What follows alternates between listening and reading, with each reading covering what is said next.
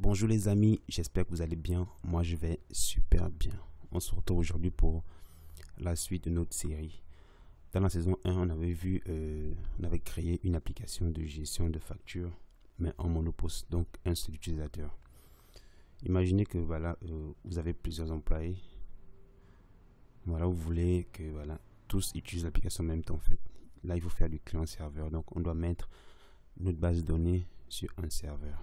Et on a la chance, WinDev a un serveur puissant qu'on appelle le serveur Hyperfile SQL qui peut prendre combien déjà 329 millions de milliards d'enregistrements. Vous voyez que c'est énorme.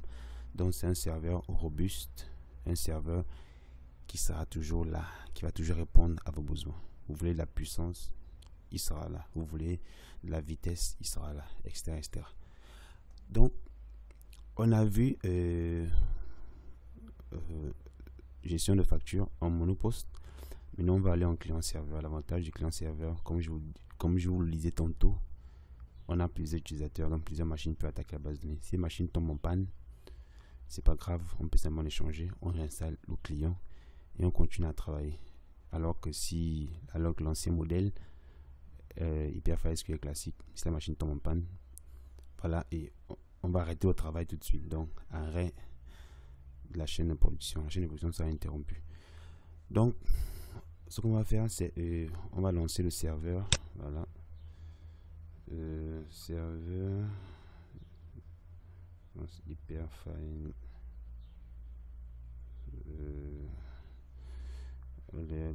c'est où là même? Centre. Voilà, et là, centre de contrôle. Ok.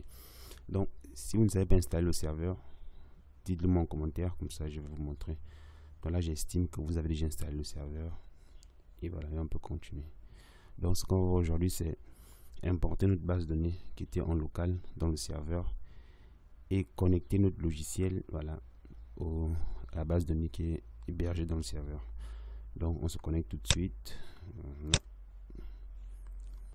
Pas de mot de passe.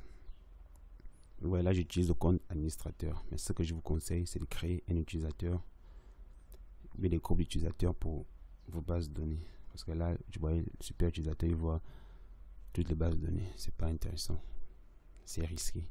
C'est mieux vous créer un utilisateur spécifique ou un groupe d'utilisateurs. Voilà. Vous limitez les droits. Comme ça, vous êtes sûr de ne pas créer des problèmes après. Voilà, on va faire ça comme ça en tant que super admin. Je suis super admin, je peux le faire. Mais vous, chez vous, si vous faites ça pour un client, limitez les droits. Ok, c'est parfait. Et notre base de données ici, elle est juste là. Vous voyez, on a nos 3 tables, nos 3 fichiers de données. Donc ce qu'on va faire, c'est importer ces fichiers ici dans notre serveur Hyperfile SQL.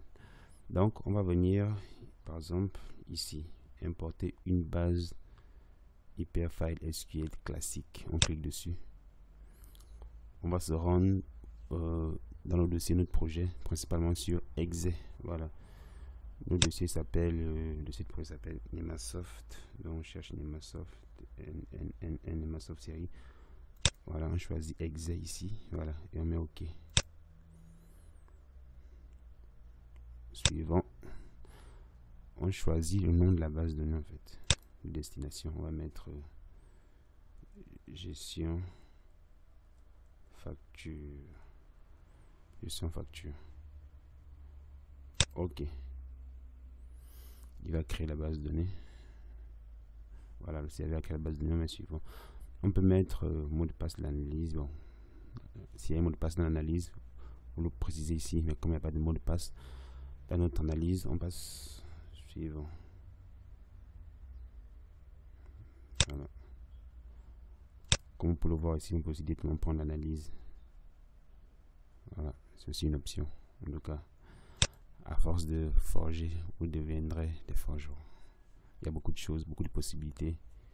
Ce que je vais faire, c'est pas la seule façon qu'on puisse gérer ce genre de choses là. Il y a beaucoup de façons de faire. Voilà. Donc Vous allez le découvrir au fur et à mesure que vous allez travailler, au fur et à mesure. Ça va aller.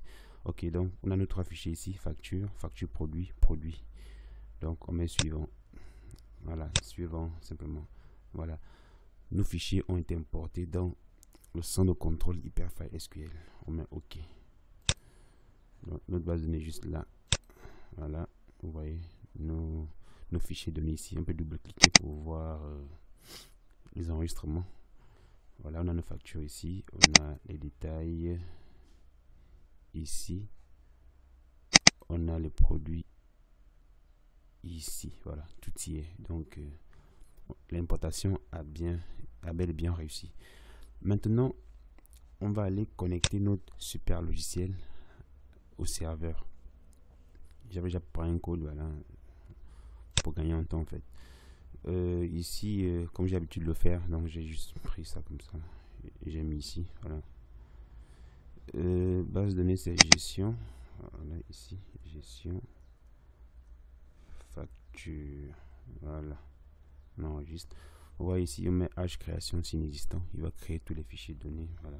Il les crée en local, par exemple. Ici, on définit une connexion. On donne l'utilisateur, le mot de passe, on donne le serveur. Mon serveur s'appelle voilà, desktop à logo. Je précise le port.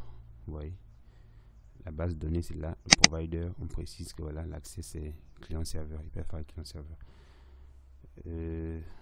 Voilà, c'est l'architecture client serveur. L'accès ici c'est voilà, lecture, écriture. Comme ça on pourra enregistrer les données, lire les données, supprimer les données, modifier les données. Voilà, tout ça là. Lecture, écriture, info étendue, bah, comme c'est là, le reste, vous savez déjà ce que c'est en fait. Donc, si ou connexion, si on a une connexion, voilà, on met connexion établie. Sinon, on envoie connexion non établie simplement. Donc, vous prenez ce code, vous le mettez dans le code du projet ici. Vous faites cliquer droit, code de l'élément. Voilà, vous le mettez ici au niveau de l'initialisation du projet. Donc, initialisation des masses of série. C'est là. Ok. Ce n'est que ça. S'il y a des fonctions que vous n'avez pas bien compris, vous pouvez poser la question en commentaire. Ou vous faites la recherche sur PCSoft simplement. Comme ça, vous aurez beaucoup plus d'informations en fait. Moi, je vous donne des choses comme ça. Voilà. Je vous sensibilise. Voilà. Si vous voulez aller en profondeur, vous me posez la question ou vous allez sur le site de PCSoft. Voilà. C'est très bien. Et c'est tout. On a réussi à importer la base de données dans le serveur. On a réussi à connecter. On n'a pas encore testé. On doit d'abord tester. On va tester, voilà. Ok. Connexion établie. Donc, le logiciel est déjà connecté à la base de données qui est sur le serveur. Donc, réussi. Objectif du jour a été atteint. On a réussi à importer la base de données. On a aussi réussi à connecter le logiciel au serveur. Donc, dans l'épisode 2 de Game of Windev, on va refaire ces fenêtres là, mais en client serveur. Vous voyez là c'est un monopost. Allez, qui charge. Là c'est un monopost. Voilà. C'est un monopost. On va exactement refaire ça en client serveur. Vous voyez ici tout ce qu'on avait fait là. On avait lié les fichiers à la monopost. On va refaire tout ça en client serveur, simplement. Client serveur. Et ça va pas compliqué, ne vous inquiétez pas. Par exemple, mettre le produit ici par programmation. Et je vous rappelle que habituez-vous à la programmation parce que les choses intéressantes se font par programmation. Quand vous voulez aller plus loin, vous serez obligé de programmer en fait. Les assistants vous aident, c'est bien, mais il y a une limite. Pour aller plus loin dans les choses compliquées, il faut programmer. Donc, habituez-vous déjà à la programmation. Bon, merci, c'est tout pour aujourd'hui. On se dit à très bientôt. Abonnez-vous, partagez. Voilà, merci à vous. Bonne journée.